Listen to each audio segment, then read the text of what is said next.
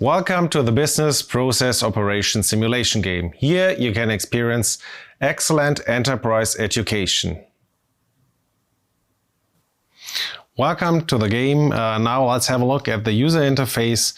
So the login is distributed by the instructor. I already got one, so I log in. And what we can see here on the screen is the home button from the CEO. So the first activity the CEO should do is kind of like to go to the plan function on the right top and kind of like add players. If I add a player, you have like the option to add like 3 different players. Here on the right top you can see source, make and deliver. If I click on source, the source button disappears because then you've got someone else who can log in with the user and password with this number. So those numbers you have to share within your team. So if I click on source, make and deliver, all functions are going to be disappear, and now someone else can log in. If someone logs in with the same number twice, the second person will get the access and the first person gets kicked out. So ensure that just like one person logs in with the right number. Okay. So just like for demonstration purposes, I'm going to take the functions back to me. So that's kind of like what you do first, and then perhaps the first view on the home screen.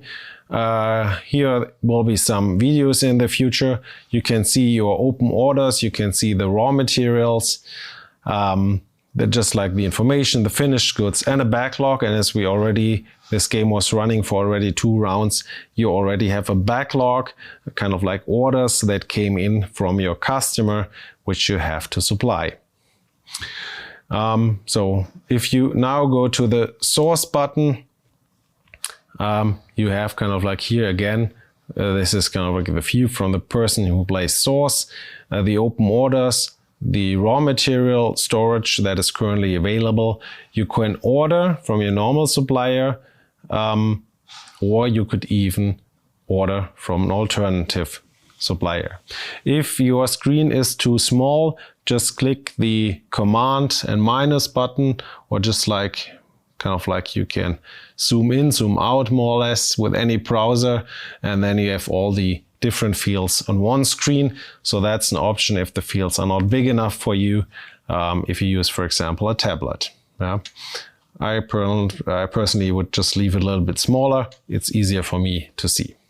So that's the sourcing, some information on open orders and raw materials, a field to order products from your normal supplier and from your alternative supplier. The make function, you have information on raw materials and finished goods, and you have the possibility to produce. Currently only one machine is available, only you can just use this production. If you go to deliver function, you see already the backlog or the orders.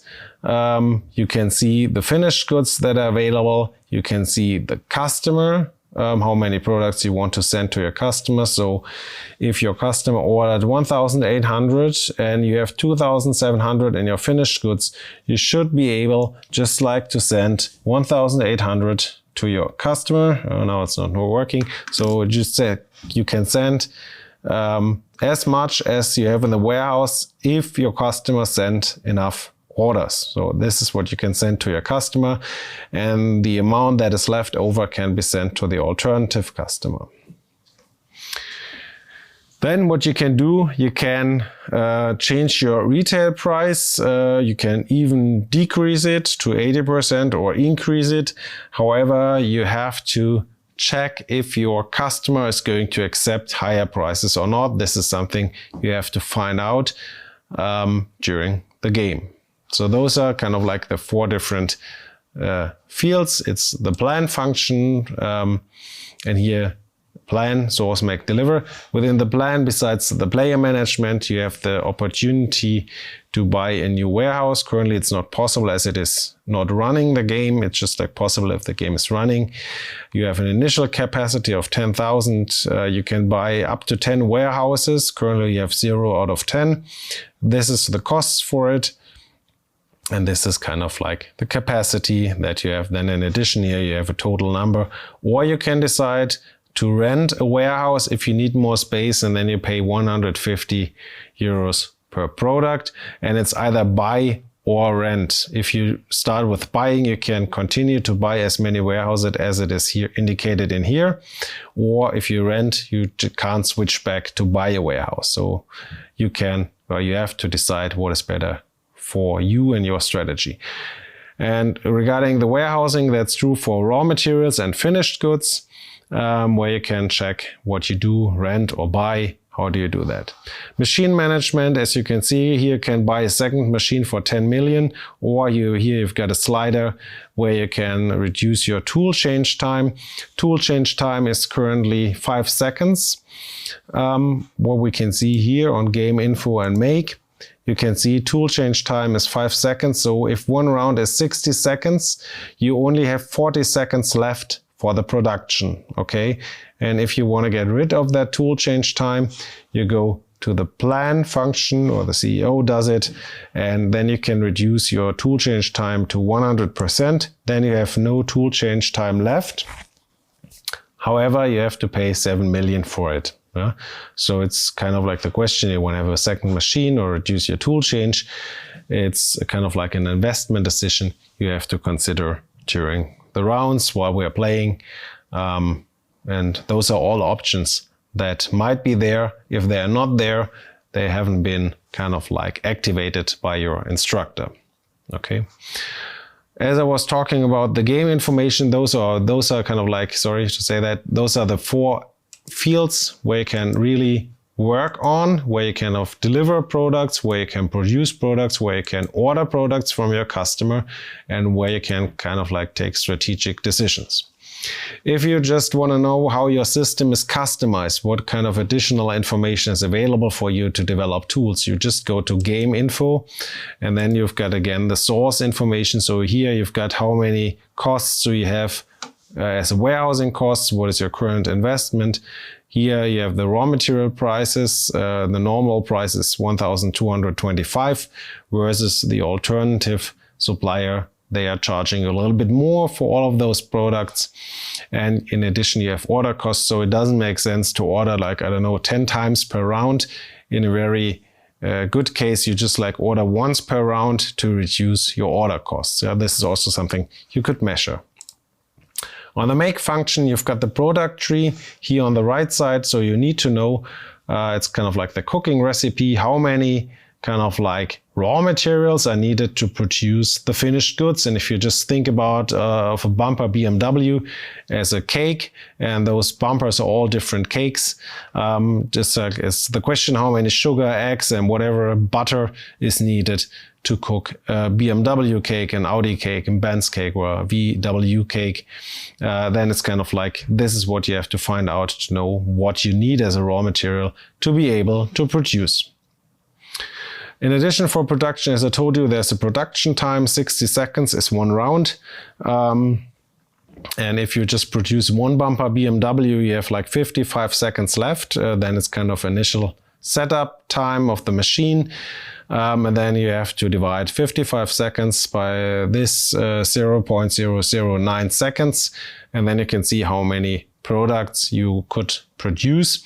If you produce all 4 products, you have only 40 seconds left for production, but you always should hit the produce button in the beginning of each round, as then it's counting down. And if only 40 seconds are left, you have 20 seconds for tool change time, and then it's not enough time anymore. So always click the produce button in the beginning, because then the system automatically deducts the tool change time from that 60 seconds.